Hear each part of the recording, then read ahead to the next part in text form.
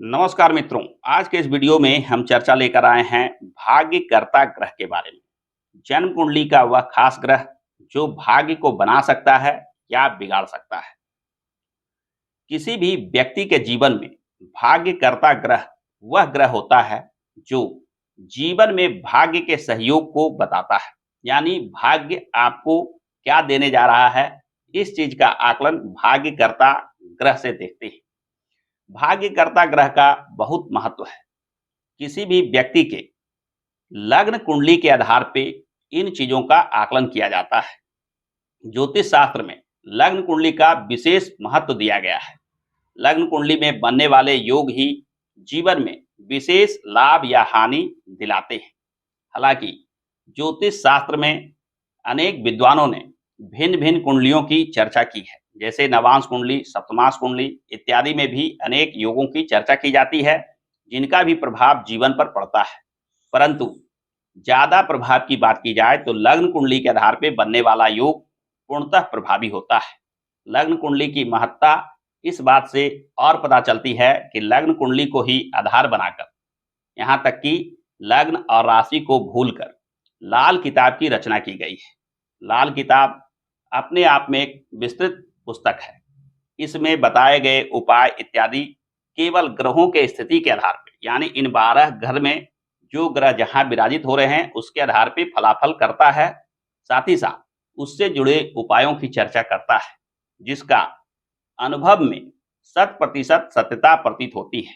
मैं भी अपने लोगों को इस लाल किताब के आधार पे अनेक उपाय देता रहता हूं, जिनका कहीं ना कहीं रिजल्ट 100% आता है।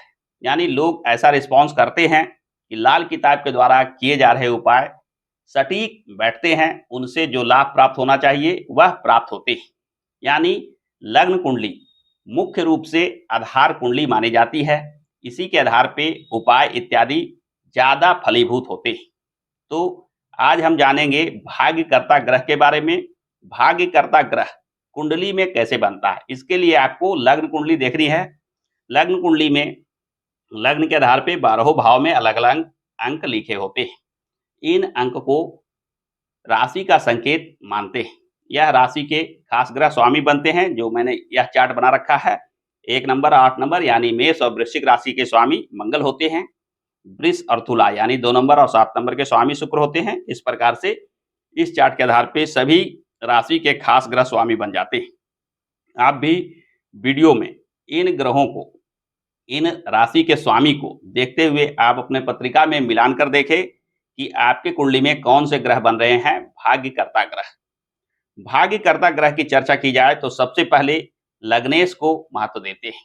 लग्नेश जो किसी भी चीज को प्राप्त करने वाला ग्रह होता है, यानी कुंडली में बनने वाले अच्छे बुरे कोई भी योग हो, भाग्य के द्वारा जो भी आपको प्राप्त होने वाला है, उन सभी चीजों को प्राप्त करने की शक्ति लग्नेश में होता है, यानी लग्न भाव के स्वामी में होता है। तो आपको सबसे पहले देखना है कि आपका लग्न भाव का स्वामी मजबूत है या नहीं, बली है या नहीं, शुभ स्थान पे विराजित है या नहीं, या किसी शुभ ग्रह के साथ योग बना रहे हैं या नहीं, या कि आपका लग्नेश निर्बल हो रहे हैं, अशुभ ग्रहों के साथ युति बना रहे हैं, या अंश बल में कहीं ना कहीं निर्बलता दिखा रहे हैं। इन दोनों चीजों का आकलन करके, यानी लग्नेश बली हैं, तो निश्चित मानिए कि आपके जीवन में भाग्य का सहयोग विशेष रूप से मिलने जा रहा है। यदि लग्नेश निर्बल हैं तो जन्म पत्रिका में बनने वाले अनेक योगों के फलाफल भी आप प्राप्त नहीं कर पाते, क्योंकि लग्न का स्वामी ही किसी चीज को प्राप्त करने की शक्ति रखता है। दूसरा, नवमेश की चर्चा की जाती है। नवमेश जिसे भाग्य भाव कहते हैं, नवम भाव, और भाग्य भाव के स्वामी का बली होना भी जीवन में भाग्य के सहयोग को बढ़ाता है। इसलिए नवम भाव के स्वामी को भी भाग्यकर्ता ग्रह कहा जाता है। नवम भाव का स्वामी भाग्य को नियंत्रण करने वाले ग्रह बन जाते हैं। आप भी अपने पत्रिका में देखें कि यहाँ इस भाव में कौन सा अंक लिखा है। जो भी अंक लिखा हो उस अंक के स्वामी, यानी उस राशि के स्वामी ही आपके भाग्य भाव के स्वामी यानी नवमेश कहे जाएंगे। यह नवमेश जब बली हो, शुभ स्थान पर विराजित हो, शुभ ग्रहों के साथ योग बना रहे हो, तो निश्चित मानिए कि भाग्य का सहयोग आपको विशेष रूप से मिलने जा रहा है। नवमेश का निर्बल होना नवमेश का छठे, 8वें, 12वें भाव में विराजित होना, नवमेश का किसी अशुभ शत्रु ग्रह के साथ विराजित होना कहीं न कहीं भाग्य को मंदा कर देता है, किस्मत को खराब कर देता है। जिन व्यक्तियों के जन्म पत्रिका में नवमेश यानी भाग्य भाव के स्वामी निर्बल हो जाते हैं, उन्हें भाग्यहीनता का सामना करना पड़ता है। उनके जीवन में धनहीनता, भाग्यहीनता, दुख, कष्ट निश्चित रूप से आती है। यानी भाग्येश का निर्बल होना कहीं न कहीं अशुभ संकेत देता है।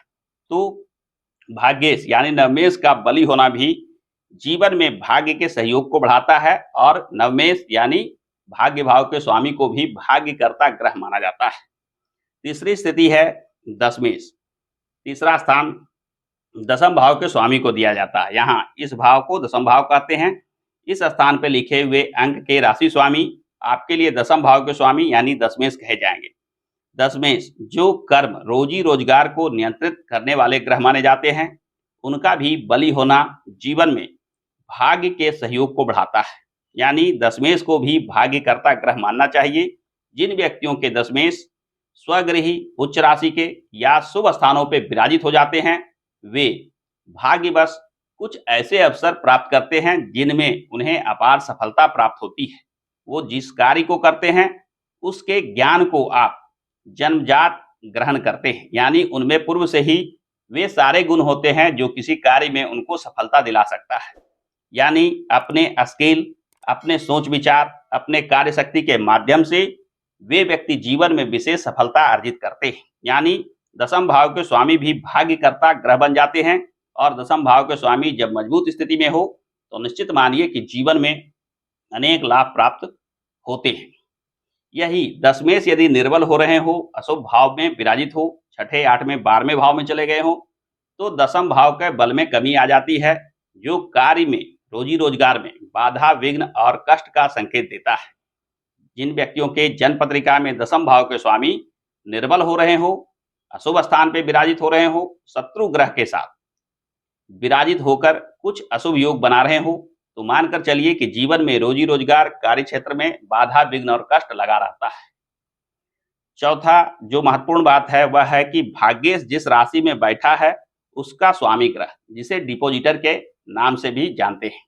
यानी यहाँ इस उदाहरण पत्रिका में देखें कि गुरु जो इस कुंडली के भाग्य भाव के स्वामी बन रहे हैं, यह गुरु कहीं भी विराजित हो सकते हैं। मान लिया कि यहाँ गुरु चौथा भाव में विराजित हो, तो यह यहाँ 4 का अंक लिखा जिसके स्वामी चंद्रमा बन रहे हैं। तो भाग्य के नियंत्रित करने वाले यानी भाग्येश जिस राशि में बैठे हैं उसके स्वामी ग्रह चंद्रमा जब बन रहे हैं, तो भाग्य के डिपोजिटर ग्रह चंद्र बन रहे हैं और चंद्र भी भाग्यकर्ता की भूमिका निभाते हैं।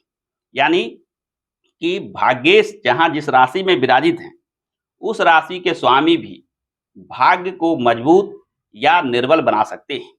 भाग्येश जिस राशि में विराजित हैं, उस राशि के स्वामी भी भाग्यकर्ता की भूमिका निभाते हैं। आप भी अपने पत्रिका में देखें कि आपका भाग्येश किस राशि में विराजित है और क्या प्रभाव दे रहे हैं। उस राशि के स्वामी कहाँ विराजित होकर शुभ हैं या अशुभ हैं।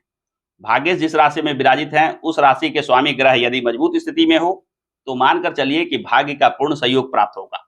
परंतु जब वह ग्रह निर्बल हो रहे हो तो कहीं ना कहीं आपको बाधा, विघ्न और कष्ट उठाना पड़ता है।